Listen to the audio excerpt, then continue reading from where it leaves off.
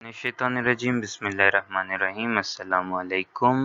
उस वक्त student guide के इस वीडियो लेक्चर में अली हुसैन आपके लेक्चरर आपको खुश आमदीद कहते हैं। हमारे जो सबका लेक्चर थे उनमें हमने अपना सबक शायरों के लतीफ़े पढ़ा था जो कि मौलाना मोहम्मद हुसैन आज़ाद ने लिखा था, और उससे पहले के जो असबाक हैं हिजरत नबवी, मिर्ज़ा गालिब के आदत व ख़साइल, काहिली और इनके मुसन्निफ़ीन के हालात ज़िंदगी हम तफसीली तौर पर देख चुके हैं। अब जो हमारा सबक है वो है नसूह और सलीम की गुफ्तगू, जो कि डिप्टी नज़ीर अहमद ने लिखा है। तो हम पहले इस सबक के लिखने वाले जो मुसन्निफ़ हैं डिप्टी नज़ीर अहमद, उनके बारे में जानते हैं।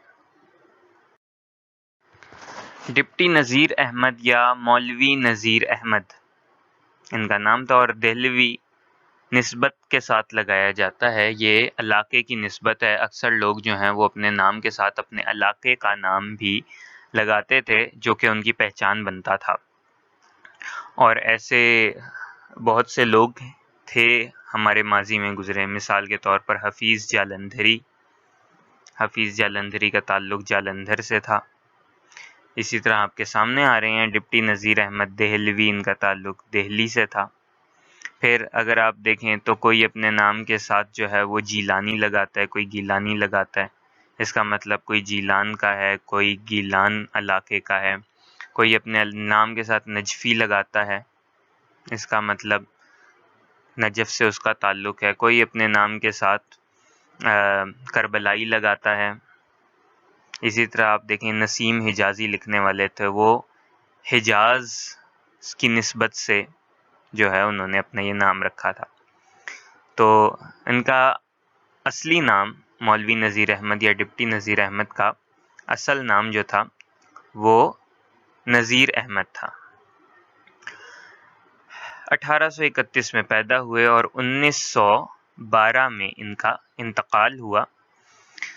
उर्दू के जो 5 बड़े नाम हैं उर्दू ज़बान में, जिनको उर्दू के अनासिर खमसा कहा जाता है, उनमें इनका नाम शामिल है। और उर्दू ज़बान के जो अनासिर खमसा हैं उनमें वो हज़रात शामिल हैं कि जो आप अपनी फ़हरिस्त पे अगर देखें तो पहले 5 असबाक के जो मुसन्निफ़ीन हैं वो हैं सर सैयद अहमद ख़ान, मौलाना शिबली नोमानी, अल्ताफ़ हुसैन हाली, मोहम्मद हुसैन आज़ाद और मौलवी नज़ीर अहमद। तो नज़ीर अहमद ज़िला बिजनौर में पैदा हुए। वालिद का नाम मौलवी सआदत अली था। अच्छा, अब आप ये सोच रहे होंगे कि हर शख्स के नाम के साथ मौलवी मौलाना लगता था, तो इसकी वजह क्या थी? इसकी वजह मैं बता देता हूँ कि आजकल जिस तरह पढ़े लिखे लोगों के साथ डॉक्टर, यानी अगर पीएचडी किया डॉक्टर, अगर वो पढ़ाते हैं प्रोफेसर, टीचर, असिस्टेंट प्रोफेसर, फिर स्कॉलर, इस तरह के जो नाम लगते हैं, तो पहले जो शख्स पढ़ लेता था, इल्म वाला होता था, उसके साथ अल्लामा या मौलाना का लफ्ज़ इस्तेमाल होता था, चाहे वो किसी भी तरह का आलिम क्यों ना हो, कोई भी उसकी स्पेशलिटी क्यों ना हो, मजहबी इल्म में हो, फ़िक़ही इल्म में हो या किसी दुनियावी इल्म में हो, उसके नाम के साथ मौलवी या अल्लामा लगता था, और उसका मतलब ये होता था कि ये साहिब इल्म वाले हैं। तो ये अहम नुक्ता जो है वो यकीनी तौर पर वाज़ेह हो गया होगा। इब्तदाई तालीम वालिद से हासिल करने के बाद दिल्ली आ गए। दिल्ली भी नाम है इस शहर का, दिल्ली भी है। इंग्लिश में जो है वो इसको दिल्ली कहते हैं। और फिर इसी का एक हिस्सा है जो कि हिंदुस्तान का, मौजूदा भारत का, इंडिया का दारुल खिलाफा बना, और उसको हम नई दिल्ली या न्यू दिल्ली कहते हैं। तो दिल्ली जो है वो पुराना शहर है, बहुत पुराना, कई हज़ार साल पुराना शहर है। तो आपने ये देखा होगा कि جہاں جہاں علم کا ذکر ہو رہا ہے، اردو کا ہو رہا ہے، وہاں دلی کا بار بار حوالہ دیا جا رہا ہے، چاہے وہ سر سید احمد خان کے دور میں ہے، چاہے وہ شبلی کو ہم نے پڑھا، چاہے غالب کو پڑھا، کسی کو بھی پڑھا، تو دلی کا بار بار ذکر ہے، کیونکہ اردو جو ہے اس کے گرد و نواح میں اور اس شہر میں جو ہے وہ پروان چڑھی۔ خیر، دلی آ گئے، جہاں مولوی عبد الخالق کے شاگرد ہوئے۔ بعد میں دلی کالج میں داخلہ لیا۔ اب یہ دلی کالج انگریزوں نے بنایا تھا، انگریز اس وقت تک آ چکے تھے، اور وہاں انہوں نے داخلہ لیا۔ وہاں سے فارغ التحصیل ہونے کے بعد عملی زندگی کا آغاز کنجہ ضلع گجرات میں ایک اسکول میں مدرس کی حیثیت سے کیا۔ وہاں یہ مدرس یعنی ٹیچر تھے، درس دیتے تھے، پڑھاتے تھے۔ تھوڑے دنوں بعد ڈپٹی انسپکٹر مدارس مقرر ہوئے، اور کچھ عرصے بعد مدارس کے جو مختلف سکولز اور مدرسے تھے ان کے ڈپٹی انسپکٹر مقرر ہو گئے۔ 1861 میں انڈین پینل کوڈ کے ترجمے کی وجہ سے پہلے تحصیلدار اور بعد میں افسر بندوبست بنے۔ اب حکومت چلانے کے لیے اور حکومتی انتظامات چلانے کے لیے ظاہری سی بات ہے کسی نہ کسی سطح پر الگ الگ طرح کے عہدے ہوتے ہیں۔ اب ہم نے وہ عہدے جو ہیں ان کو انگریزی نام دے دیے ہیں، جیسے ACDC اسسٹنٹ کمشنر، ڈپیوٹی کمشنر وغیرہ وغیرہ۔ تو پہلے یہ سارے نام جو ہوا کرتے تھے وہ فارسی کی وجہ سے فارسی اور ہندی میں ہوتے تھے، کیونکہ ہمارے متحدہ ہندوستان میں اس وقت فارسی جو ہے وہ سرکاری زبان کے طور پر بولی جاتی تھی، اس لیے یہ جو عہدے ہوتے تھے ان کے نام جو ہوتے تھے وہ فارسی میں ہوتے تھے، جیسے جمعدار، تحصیلدار، چوکیدار، اسی طرح افسر بندوبست۔ سالار جنگ کی ایما پر انگریزی ملازمت چھوڑ کر حیدرآباد دکن میں ملازمت اختیار کی۔ سالار جنگ عہدہ ہے جنرل کا، ٹھیک ہے، فیلڈ مارشل اس دور کے تھے، انگریز تھے، تو ان کے کہنے پر جو ہے وہ حیدرآباد دکن میں آ گئے۔ ایک عرصے تک وہاں خدمات انجام دینے کے بعد ملازمت چھوڑ کر دلی آ گئے اور بقیہ زندگی یہیں گزاری، یعنی جہاں پر انہوں نے بچپنے میں تعلیم حاصل کی تھی وہیں پر یہ واپس آ گئے۔ آپ کے ناول اصلاحی انداز کے حامل ہیں، یعنی اصلاحی ریفارمز کرنے والے، بہتری کرنے والے، صلح کرنے والے، غلطیاں ٹھیک کرنے والے۔ اور ناول کیا ہوتے ہیں؟ ناول ابھی آپ آسان الفاظ میں یہ سمجھ لیں کہ ناول جو ہیں وہ ہم کہانی کو کہیں گے، اس کے بعد ہم یہ بھی پڑھیں گے کہ ناول آخر ہوتے کیا ہیں۔ آپ کے ناول اصلاحی انداز کے حامل ہیں کیونکہ انہوں نے مسلمانوں کی اصلاح کا کام لیا۔ اگرچہ ڈپٹی نذیر احمد کی مقصد پسندی نے ناول کے فن کو کسی حد تک متاثر کیا ہے، لیکن یہ مقصدیت ان کے اسلوب بیان کی لطافت اور چاشنی کو ختم نہیں کرتی۔ بات تھوڑی پیچیدہ اور مشکل ہے، میں وضاحت کرنے کی کوشش کرتا ہوں کہ جس سے آپ کو سمجھ آ جائے، اور وہ یہ ہے کہ مقصدیت پسندی ہے، یعنی جب آپ لٹریچر لکھتے ہیں تو اس کے دو ایکسپیکٹ ہوتے ہیں، دو پہلو ہوتے ہیں۔ ایک یہ ہوتا ہے کہ آپ اس میں دلکشی، خوبصورتی کتنی پیدا کر رہے ہیں، اور دوسرا ہوتا ہے کہ آپ یہ جو لکھ رہے ہیں، جو چیز بنا رہے ہیں یا شاعری کر رہے ہیں یا کوئی تحریر لکھ رہے ہیں، اس کا مقصد کیا ہے۔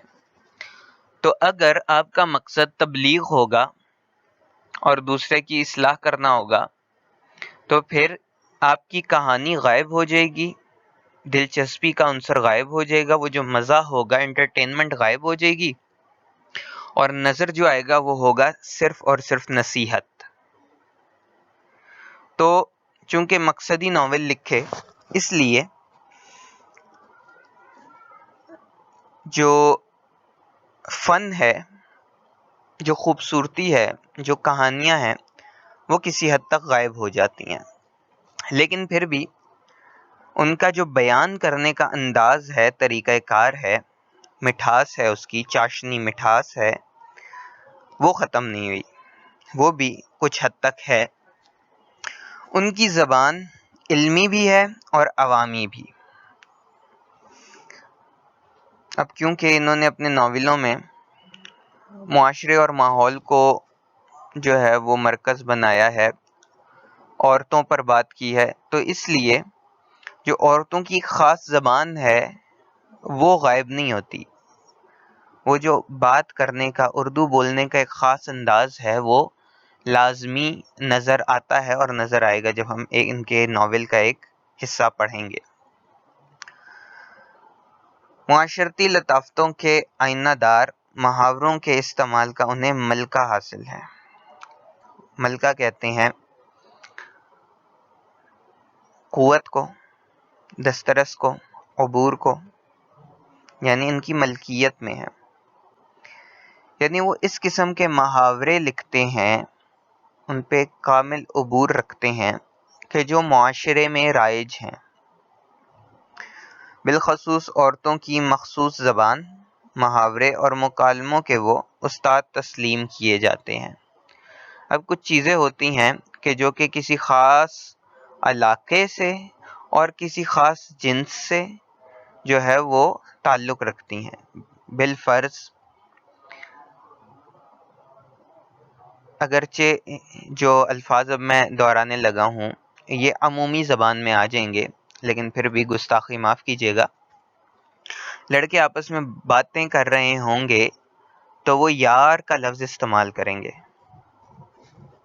ابے کا لفظ استعمال کریں گے۔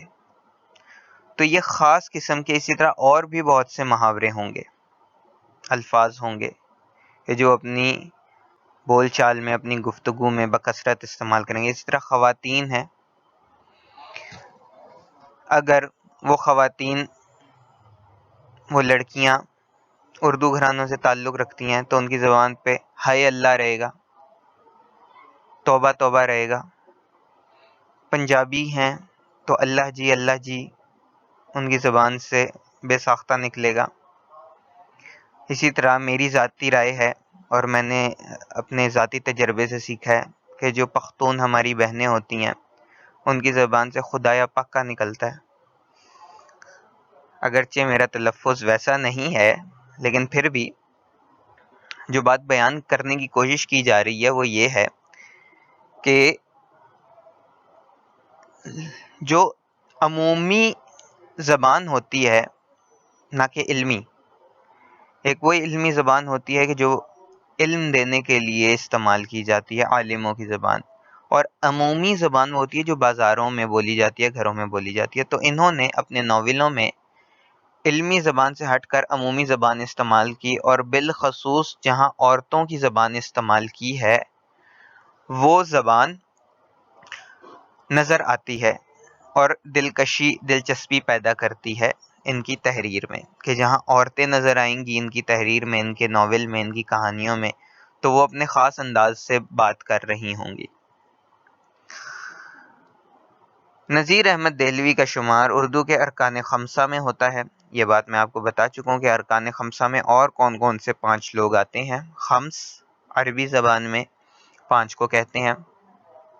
آپ اردو کے پہلے ناول نگار ہیں، یہ بات جاننا اور سمجھنا سب سے زیادہ ضروری ہے کہ ان کو پڑھنے کی وجہ کیا ہے۔ ان کو پڑھنے کی وجہ یہ ہے کہ ان سے پہلے اردو میں کسی نے ناول نہیں لکھا، اور یہ پہلے شخص تھے جنہوں نے ناول لکھا اردو زبان میں۔ اب ناول ہوتا کیا ہے اس پہ میں نے آپ کو پہلے کہا کہ تفصیل سے ہم بات کریں گے۔ آپ کے ناولوں میں میرات العروس، بنات الناش، توبۃ النصوح، فسانہ مبتلا اور ابن الوقت زیادہ اہم ہیں۔ تو یہ ان کے مشہور ناول ہیں، لیکن جو سب سے پہلا ناول شمار کیا جاتا ہے وہ کیا جاتا ہے اردو کا ناول میرۃ العروس۔ یہ انہوں نے کہانی لکھی تھی، اور کہا یہ جاتا ہے کہ میرۃ العروس انہوں نے اپنی بیٹی کے لیے لکھی تھی، اس کی تربیت کے لیے، اور توبۃ النصوح اپنے بیٹے کی تربیت کے لیے کہانی لکھی تھی، جو کہ بعد میں ایک انگریز کے ہتھے چڑھ گئی، یعنی ان کی بیٹی اور بیٹا غالباً کھیل رہے تھے، تو انگریز کا گزر ہوا، اس نے کتاب مانگی، اس نے پڑھی، اور پھر اس کو وہ کتاب اتنی پسند آئی کہ اس نے وہ پبلش کروا دی، اور انعام کے طور پر ڈپٹی نذیر احمد کو جو ہے وہ پیسے بھی ملے، اور ان کے پھر جو ہے وہ باقی معاملات بھی بہتر ہوئے علمی حوالے سے۔ تو میرۃ العروس یہ ایک ایسی کتاب ہے کہ جس پر اس کے بعد کئی ڈرامے بھی بنے ہیں، یعنی یہ ایک ایسی کہانی ہے، اگر آپ دیکھیں تو پاکستان ٹیلی ویژن پہ 3-4 ڈرامے آ چکے ہیں میرۃ العروس کے حوالے سے۔ 2 بہنوں کی کہانی ہے، ایک اکبری ہے، ایک اصغری ہے، اور اگر آپ اکبری اصغری لکھیں تو اکبری اصغری کے نام سے بھی کافی ڈرامے آپ کو نظر آئیں گے۔ تو یہ اتنی اہم کتاب سمجھی جاتی ہے، اور اس کہانی کے بارے میں بتاؤں کہ جب ڈپٹی نذیر احمد نے یہ کہانی لکھی، یہ ناول لکھا، تو کہا یہ جاتا ہے کہ جب یہ چھپا تو لوگ جو ہے وہ اس میں موجود کردار جو ہیں، جیسے اصغری تھا تو اصغری کا گھر ڈھونڈتے پھرتے تھے کہ ہم نے اس لڑکی سے ملنا ہے جس کی یہ کہانی ہے، کہ اتنا شدید اثر اس نے اپنے معاشرے پہ اور پڑھنے والوں پر چھوڑا تھا۔ اب آتے ہیں ناول کی طرف۔ ناول کیا ہوتا ہے؟ پہلی بات کہ انگریزی لفظ سے ہمارے پاس آیا ہے، انگریزی میں ناول کہتے ہیں، اور انگریزی سے یہ لفظ غالباً یونانی یا لاطینی، میرا غالب گمان ہے کہ لاطینی سے آیا ہے، آپ سرچ کر سکتے ہیں گوگل پہ۔ تو لاطینی لفظ ہے نویلا۔ نویلا کا مطلب ہوتا ہے کوئی نئی بات، ٹھیک ہے، نویلا اس کا مطلب ہوتا ہے نئی چیز، سم تھنگ نیو، کچھ نیا، جدت، جدید۔ اچھا، اب ہم نے یہ نام کیوں دیا؟ اردو زبان میں یا ہمارے بر صغیر پاکستان، ہندوستان میں، ایران میں اس سے پہلے ناول کی روایت موجود نہیں تھی۔ اس سے پہلے جو ہماری کہانیاں تھیں، قصے تھے، وہ داستان کی شکل میں ہوتی تھیں، اور اگر ہم داستان کو دیکھیں تو داستان بھی طویل کہانیاں ہوتی تھیں، بہت لمبی لمبی کہانیاں، لیکن ان کہانیوں میں کیا ہوتا تھا، ان کو پڑھ کے احساس ہوتا تھا کہ واقعی کہانیاں ہیں، کہ جس میں جنات کا ذکر ہے، پریوں کا ذکر ہے، دیو کا ذکر ہے، اسی طرح غیر مرئی مخلوقات کا ذکر ہے، جادو ٹونے کا ذکر ہے، ٹھیک ہے۔ مثال کے طور پر میں نے اپنے بچپن میں الف لیلا و لیلا کی یہ پوری ایک داستان ہے، اس کے چند قصے پڑھے تھے۔ تو 3 بہن بھائی تھے اس میں، جو کہ ایک پہاڑ پر ایک طوطے کو آزاد کرانے کے لیے جا رہے ہیں، اور رستے میں انہیں آواز پڑتی ہے، وہ جب بھی پیچھے مڑ کے دیکھتے ہیں ان میں سے جو بھی، تو وہ پتھر کا بن جاتا ہے، وہ پتھر ہو جاتا ہے۔ پھر اسی طرح ایک لڑکی کو جن قید کر لیتا ہے، شہزادی کو۔ جن کی جو جان ہے، جن کو اگر ماریں تو اس کو کچھ نہیں ہوگا، بلکہ اس کی جان ایک طوطے کے اندر ہوگی، اور وہ طوطا کہیں دور ہوگا، کسی جزیرے پہ پنجرے میں قید ہوگا، طوطے کو مار دیا، جن خود مر گیا۔ تو اس طرح کے قصے اور کہانیاں ہوتے تھے۔ جیسے آج کے دور میں ہم ہیری پوٹر لے سکتے ہیں۔ ہیری پوٹر جو ہے وہ اگر دیکھا جائے تو ہماری داستانوں کی ہی ایک جدید شکل ہے، کہ اس میں بھی جادو ہے، چھڑی ہے، اور اسی طرح ایک طلسماتی فضا موجود ہے جیسی ہماری داستانوں میں ہوتی تھی. جب ہم ناول کی طرف آئے، تو ناول میں ہم نے بالکل جو حقیقت نگاری ہے اس کو فروغ دیا. اب یہاں اگر ہم تعریف پڑھیں، ناول وہ کہانی ہے جس کی بنیاد حقیقی زندگی پر ہوتی ہے. یہ سب سے اہم اس کا پوائنٹ ہے کہ ایک ایسی کہانی ہے. جب ہم نے کہانی کہہ دیا تو اس کا مطلب جھوٹا واقعہ ہے، واقعہ آپ خود گھڑ رہے ہیں، لیکن اس کی بنیاد کیا ہوگی؟ حقیقی زندگی پر ہوگی. یعنی اس میں جو لوگ ہوں گے وہ ہوا میں نہیں اڑ سکیں گے. اس میں جو لوگ موجود ہوں گے وہ جادو کی چھڑی گھما کر دوسرے کو بکرا نہیں بنا سکیں گے.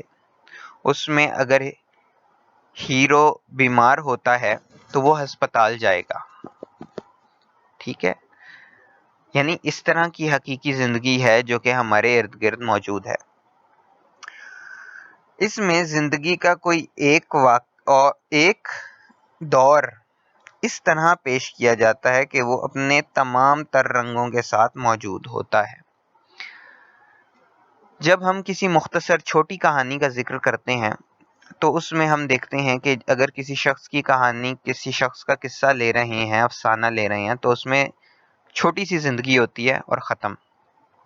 لیکن جب ناول ہوتا ہے اس میں ہمیں ایک آدمی سب کچھ کرتا ہوا نظر آتا ہے جو کہ ایک عام آدمی کرتا ہے، کیونکہ ہمارے پاس کہانی بہت طویل ہوتی ہے، قصہ بہت طویل ہوتا ہے، تو اس میں ہمارے پاس وقت بہت ہوتا ہے ان تمام چیزوں کو بیان کرنے کا.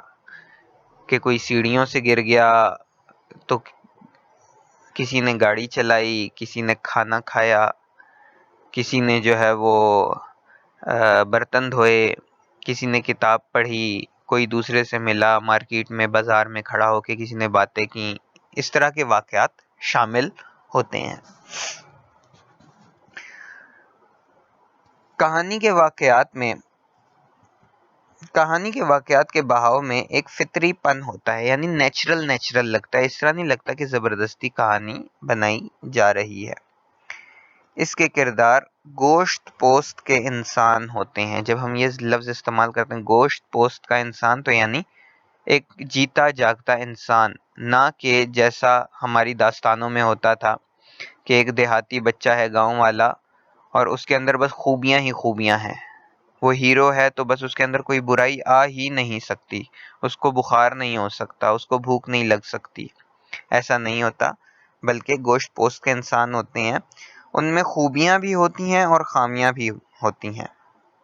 اچھائی اور برائی جیسے ہر شخص میں ہوتی ہے، وہ ساری چیزیں موجود ہوتی ہیں. کرداروں کے مکالموں کی زبان ان کے مرتبے اور مزاج کے مطابق ہوتی ہے.